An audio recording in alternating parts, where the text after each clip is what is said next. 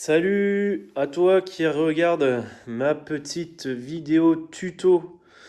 Donc là, aujourd'hui, on a en face de nous une jante de 125 DTMX à frein à tambour. Et beaucoup m'ont demandé comment t'as fait pour rayonner, machin, nana. Bon, bref, par SMS, enfin, je veux dire, message Facebook, je peux pas expliquer, c'est trop compliqué. Donc là, je vous fais une petite vidéo. Il faut bien écouter, il n'y a rien de compliqué. Je vais parler uniquement des remontages rayons, pas du dévoilage, etc.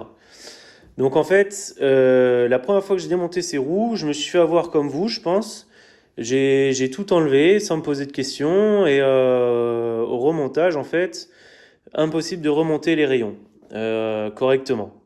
Pourtant, j'avais pris des photos et je regardais, je comprenais pas. Et en fait, quand j'ai reçu les rayons, parce que je les ai achetés neufs, il y avait 4 paquets. Et en fait, j'ai vite compris pourquoi. Donc, une jante standard comme une 125 YZ par exemple, c'est hyper simple à rayonner, c'est tous les mêmes rayons. Les 36 rayons sont pareils. Là, on a 4 sortes de rayons.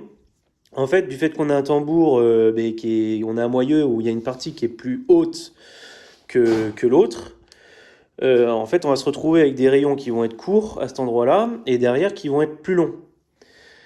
Mais pas seulement. En fait, il y a les 4 sortes de rayons ont 4 inclinaisons différentes. C'est-à-dire que là, on voit bien que ces rayons-là, ils sortent par l'extérieur du moyeu. Donc la tête est à l'intérieur et la barre du rayon sort à l'extérieur. Tandis que son voisin, lui, le rayon sort par l'intérieur. Et de ce côté-là, on a des rayons qui sont les barres sont toutes à l'intérieur, mais on a les têtes qui sont plus à l'extérieur et d'autres à l'intérieur.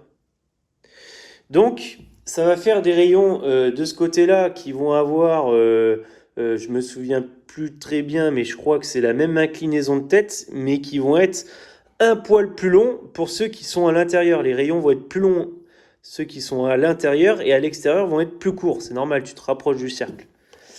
Et ici, par contre, comme il y a des rayons qui sortent à l'extérieur et d'autres à l'intérieur, et ben on n'a pas la même inclinaison des têtes. Donc, avant de démonter tout ça, il faut répertorier les rayons pour pas se prendre la tête au remontage, parce que si tu commences à mélanger tes rayons, c'est mort. Tu vas y passer, sans te mentir, 3 heures. Voilà, moi je te dis ça, je vais te partager mon expérience, enfin comment je fais, parce que j'ai l'habitude de faire des roues, et là c'était la catastrophe. Donc en fait c'est tout bête, hein, écoute bien, hein. Là tu as 9 rayons à chaque fois. T'as 4 sortes de rayons, t'en as 9, ça fait 36. Euh, donc là t'as tous ces mêmes rayons, là, tac, tu prends les 9. Sur un seul, tu mets un autocollant. Tu te colles une petite étiquette et tu fais un rond au marqueur. Ce rond-là, tu vas le reproduire sur le cercle. Donc tu vas faire un rond là et tu vas retomber sur le même rayon toutes les 3 têtes sans compter celle-ci. Donc 1, 2, 3, hop, tu retombes sur le même rayon.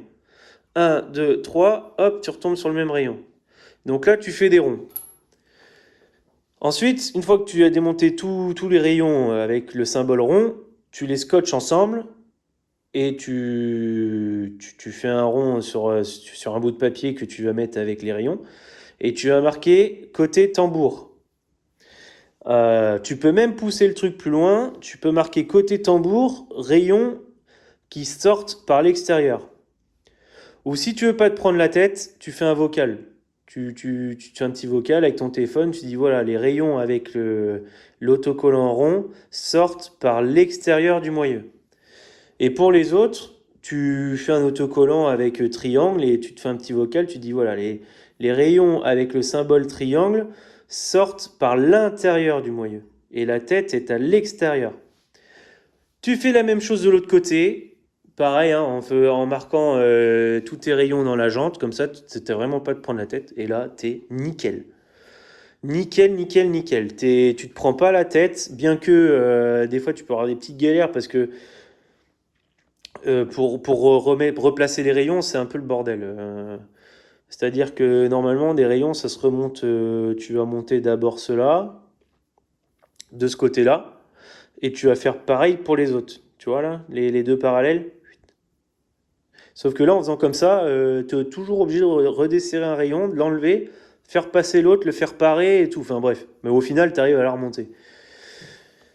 Donc voilà, moi, comment je fais. Quand j'ai un doute, là, en fait, ce qui s'est passé, j'ai dû redémonter ma roue. Pourquoi? Parce que la peinture n'avait pas tenu, des moyeux. Donc j'ai recommencé avec une autre peinture, qui est d'ailleurs une Motype résistant à 150 degrés avec un noir assez brillant, hein. Donc j'espère que ça va tenir. Et qu'est-ce qui me fait mon stable là? Ouais, voilà. Et pour les rayons, ils viennent de chez Macadam de Roux. Donc il fait des rayons sur mesure. Si tu as vraiment une vieille bécane, il peut te refaire des rayons sur mesure si tu lui envoies un modèle. Là, le jeu de rayons, 36 rayons, c'est 79 euros. Donc livré, il faut que tu comptes à peu près 80 euros. Donc tu as les têtes et tout, hein. Et pour te partager aussi mon expérience, j'ai acheté les cercles chez Yamaha, donc avant-arrière. Mais j'ai commencé par la roue arrière. Et en fait, au moment de mettre les rayons dedans, la tête était trop grosse. C'est du 3,5 ça de mémoire. Et les autres rayons, je crois que c'était du 2,5, un truc comme ça, mais ça n'existe plus.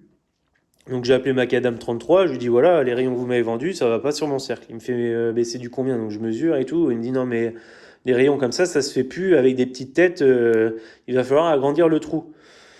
Donc ok, c'est ce que j'ai fait, il m'a donné une astuce, tout ça. Bon nickel, la jante arrière a été fait. Puis après j'ai commandé l'avant, le cercle avant. Et puis quand j'ai reçu le cercle avant, je voulais faire la même chose, réagrandir les trous, puis en fait les têtes allaient nickel dedans. Alors que normalement, même la jante avant, c'est des petites têtes de rayons, quoi. Donc je pense que Yamaha a rectifié ses cercles du fait que les rayons n'existent plus. Enfin, n'existent plus. Les rayons d'époque qu'ils mettaient dessus, quoi. Je pense qu'ils ont d'autres fournisseurs maintenant, Yamaha. Parce que les rayons se trouvent chez Yamaha. Ils sont plus chers, ils sont à 140 euros, je crois, les 36. Donc il y a quand même une sacrée différence entre 80 balles livrées, quoi. Voilà, c'est tout ce que j'ai à te dire. J'espère que tu vas pas trop galérer. Non, j'ai une autre petite chose à te dire aussi. Voilà, moi j'avais remis des cercles chromés, donc des cercles d'origine. Par contre, l'inconvénient, c'est qu'à l'intérieur, ça rouille. Donc là, il n'y a pas autant de rouille, hein, si tu veux, hein. C'est juste que j'ai mis du stop rouille, hein, du Frametto, si ça se dit comme ça. Et donc ça a tendance à rouiller à l'intérieur, donc faut pas hésiter avant de remonter le pneu, mettre du WD-40 ou quelque chose comme ça. Si tu ne fais pas de cross, attention. Parce que si tu fais du cross et que tu sous-gonfles le pneu, bah, il va tourner direct, il va t'arracher la vole, malgré le gripster. Mais voilà, si c'est une moto de route, tu peux y aller. Moi, je fais pas de cross avec, je suis que de la route et j'avais mis du WD-40, ça a quand même calmé la rouille, quoi. Sinon, tu mets des cercles en alu, hein, qui existent aussi, hein. Tu regardes chez Manu Racing, elles existent en jaune anodisé, enfin or, et puis en couleur alu. Voilà, voilà. Eh bien, j'espère que ça t'a aidé et n'hésite pas à me poser une petite question rapide en commentaire. Pas un truc de l'espace parce que les réponses compliquées, tu te doutes bien, je peux pas y répondre, quoi. Voilà, voilà. Allez, à plus, ciao!